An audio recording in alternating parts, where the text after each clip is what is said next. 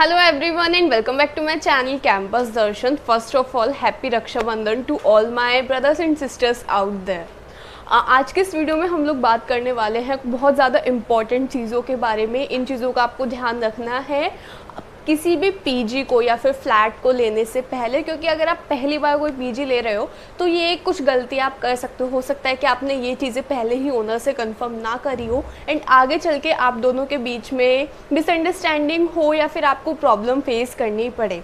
And to be very frank, मेरी बहुत सारे स्टूडेंट से बात हुई है एंड इनमें से कुछ पॉइंट्स ऐसे हैं जिन्हें लेके वो काफ़ी ज़्यादा परेशान रहते हैं।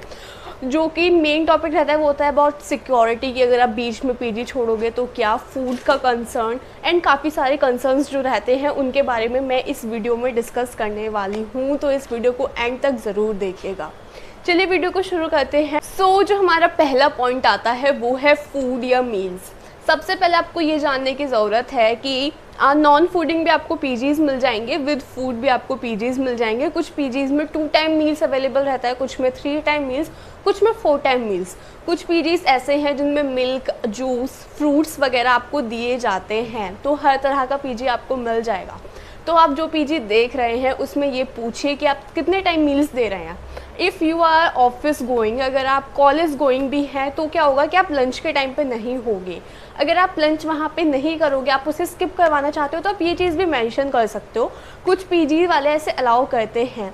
साथ में आप ये भी चीज़ पूछ सकते हो कि क्या हम अपना ब्रेकफास्ट पैक करवा के जा सकते हैं वहाँ पे खाने के लिए, और अगर हमें लंच के टाइम अगर हम नहीं होंगे तो आप कुक से क्या बोल सकते हो कि वो आपका लंच पैक करके रखे, क्योंकि अगर आप 2-3 बजे थोड़ा लेट आते हो तो आपको वो लंच करना होगा।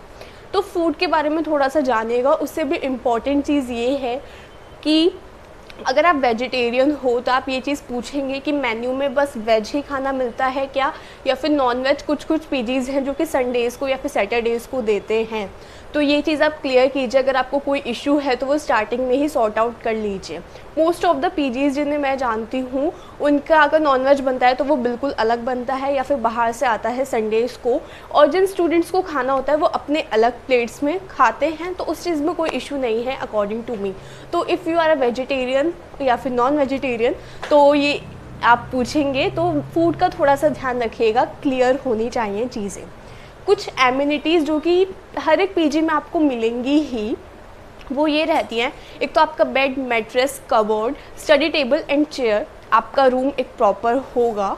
But most of the cases में गर्ल्स के साथ एक केसेस ज़्यादा देखने के मिलते हैं, और सबसे जो मेजर कंसर्न होता है वो होता है वॉशरूम्स का। आपका रूम प्रॉपर अलग होगा, बट हो सकता है कि आपका वॉशरूम जो है वो शेयरिंग में हो, तो ये चीज़ आप देखिए। अगर if you are comfortable then कोई इशू नहीं है। ऑब्वियसली वहाँ पे जो स्टूडेंट्स रहते हैं वो मैनेज करते ही हैं, बट अगर आप कंफर्टेबल नहीं हो इस चीज़ में तो ये चीज़ आप पहले ही क्लियर कर लें तो वो आपके लिए ज़्यादा बेटर रहेगा। आगे चल के कोई प्रॉब्लम नहीं आएगी, क्योंकि वॉशरूम से रिलेटेड गर्ल्स को बहुत ज़्यादा दिक्कत रहती है।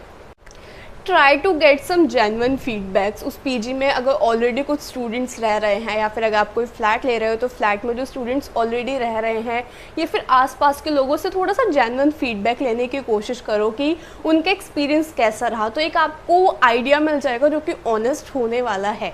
अगर आप ओनर के सामने पूछोगे तो ऑब्वियसली वो फेक ही रहेगा, मतलब शायद हाँ फेक ही रहेगा, बट आप थोड़ा सा अलग से जाके पूछोगे तो होपफुली आपको एक ऑनेस्ट व्यू मिल जाएगा, which is going to help you a lot. उसके बाद जो इम्पॉर्टेंट चीज़ है वो है ट्रांसपोर्ट की अवेलेबिलिटी।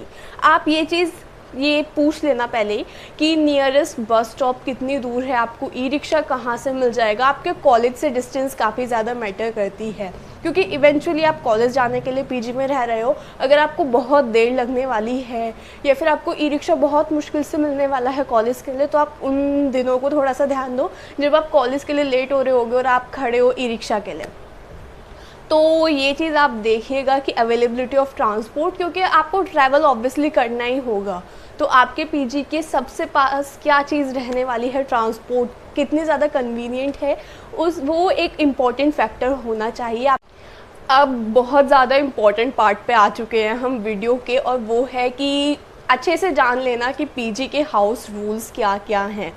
बहुत सारे ऐसे गर्ल्स पीजी हैं जहाँ पे उन्होंने कर्फ्यू टाइमिंग 7 बजे का रख रखा है, मतलब सीरियसली।